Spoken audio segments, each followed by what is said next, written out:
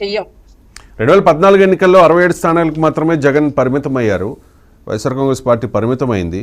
కానీ ఆ తర్వాత అసెంబ్లీని బాయ్కాట్ చేసి ప్రజల్లోనే ఉంటామని చెప్పి ప్రజా సంకల్ప యాత్ర స్టార్ట్ చేశారు. మొత్తం 3468 కిలోమీటర్లు.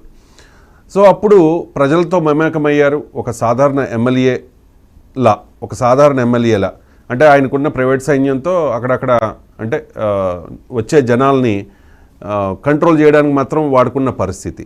ఇప్పుడు మళ్ళీ చెప్తూ ఉన్నారు 5 ఏళ్ళు కళ్ళు మూసుకోండి మళ్ళీ మనం అధికారంలోకి వస్తామని చెప్పి వెళ్ళిపోవడానికి సిద్ధంగా ఉన్న అంటే పార్టీలో ఉండలేక ఇబ్బంది పడుతున్న ఆ కొద్ది మందిని కూడా వారించే ప్రయత్నం జగన్మోహన్ రెడ్డి చేస్తూ ఉన్నారు.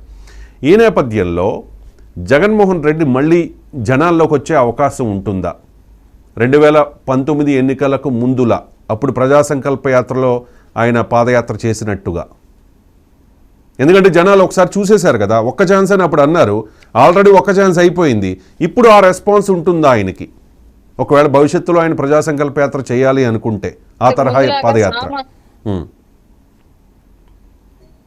సామాన్యులను కలిసే ప్రసక్తి అయితే ఇప్పుడు లేదు. ఆయన ఇన్నాళ్ళు 5 ఏళ్లుగా సంపాదించుకున్న ఎక్కడ చేసినటువంటి దాడుల నుంచి దాడులకి ప్రతి దాడులు జరుగుతాయేమో వాటి నుంచి ఎలా తప్పించుకోవాలి, అలాగే ఈ కేసుల నుంచి ఎలా బయటపడాలి అనే ఒక అభద్రతా భావంలో ఉన్నాడు. ఇంకా ఎక్కువ కాలం ఆయన పార్టీ కూడా నడపలేడు. ప్రైవేట్ సెక్యూరిటీ అంతమంది సైన్యాన్ని పెట్టుకొని సామాన్యుల్లోకి ఎలా సార్ వస్తాడు ఒక నాయకుడు? ఇప్పుడు అధికారంలో ఉన్నప్పుడేమో అసలు జనాల మొహాలు కూడా చూడకుండా పరదాల్లో తిరిగాడు. అధికారం పోయిన తర్వాత ఇప్పుడేమో సెక్యూరిటీని పెట్టుకుని భారీ స్థాయిలో నేను పాదయాత్రకు వస్తానంటున్నాడు. ఏ సామాన్యుడిని సెక్యూరిటీ దగ్గరికి రానిచ్చిద్ది? సెక్యూరిటీ విననిచ్చిద్ది నిన్ను? అసలు నన్ను అడిగితే వైసీపీలో ఇంకా కొంతమంది ఎవరో 40% ఓట్లు వేశారు మొన్న, నాకు తెలిసినంత వరకు. వాళ్ళకు కూడా చెప్తున్నాం మేమైతే ఎక్కువ కాలం ఈ జగన్మోహన్ రెడ్డిని నమ్మి మీరు మోసపోవద్దు. ఇతర పార్టీని కూడా పరిస్థితి రానున్న రోజుల్లో ముందు కొనసాగింపుకు జరిగిద్ది కంపల్సరీగా.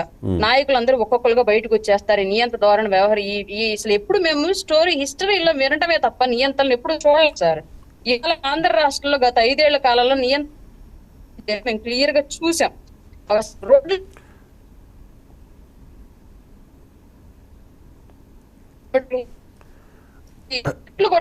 ప్రజలు ఎవరు ఆయనకి ఎదురు పడకూడదని చెప్పి షాపులు మోయించడం ఏంటి? ఎప్పుడు చూసాను సార్ గతంలో? నా భూతో నా భవిష్యత్తు అన్నట్టుగా 5 ఏళ్ల కాలంలో. రైట్ అరుణ్ గారు, మీరు చెప్తున్నట్టుగా ఏదో సినిమాలో చూసినట్టు పైన ఫ్లైట్ వెళ్తుంటే, పైన హెలికాప్టర్ వెళ్తుంటే కింద ట్రాఫిక్ ఆపేసి షాపులు మూయించిన సందర్భాలు మనం చూసాం. జగన్మోహన్ రెడ్డి పర్యటన అంటే అక్కడ చెట్లను నరికేసిన విజువల్స్ మనం చూసాం, సందర్భాలు చూసాం. దాంతోపాటుగా జగన్మోహన్ రెడ్డి ఎక్కడికైనా వస్తూ ఉన్నారు అంటే కిలోమీటర్ల మేర పరదాలు కట్టేయడం, రో పార్టీలు జనాల్ని కాస్త దూరం చేసే చర్య. మరి జగన్మోహన్ రెడ్డి ఊహించారో లేదో మరి ఇటువంటి వాటి వల్ల నియంతలా ట్రీట్ చేస్తారు, నియంత అనుకుంటారు ప్రజలు. ఈ ప్రజాస్వామ్యంలో ఇది కరెక్ట్ కాదు కాబట్టి ఈ తరహా మ్యాండేట్ వస్తుందని ఆయన బహుశా ఊహించలేదేమో. ఇప్పుడు బాధపడుతూ ఉంటారు అంటే ఇటువంటి మ్యాండేట్ వచ్చిన తర్వాత. అండ్ ఇంకొకటి జగన్మోహన్ రెడ్డి అంటే ఆయన ఎవరి గురించి అయితే పథకాలు పెట్టాను పేదల కోసం అని చెప్పి చెప్పుకుంటున్నాడు, ఆ పేదల వాయిస్ ఎప్పుడు ఆయన వల్ల, ఈయన పెట్టిన పథకాల వల్ల ఆ పేదల ఈ పథకాల వల్ల లేదంటే ఆయన పెంచుతున్నటువంటి పన్నుల భారాల వల్ల ఆ పేదల మొహంలో కలుగుతున్నట్టు బాధ ఎట్లా ఉందనేది ఆయన చూడాల.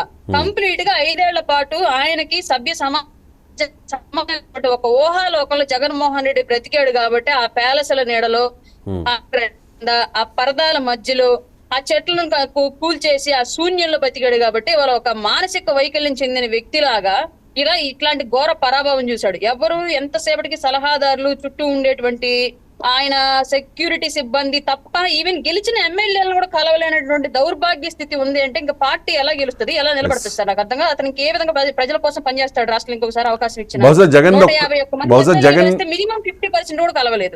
బహుశా జగన్ది ఒక్కరిది తప్పు కాకపోవచ్చు, ఆయన చుట్టూ ఉన్న కోటరీ ఆయన ఆ రకంగా తీసుకెళ్ళి ఉండొచ్చు.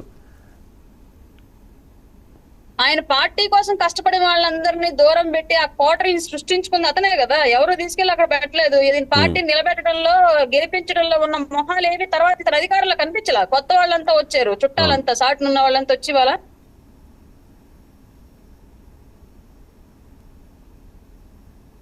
రైట్. ఫైనల్గా రీసెంట్గా నేను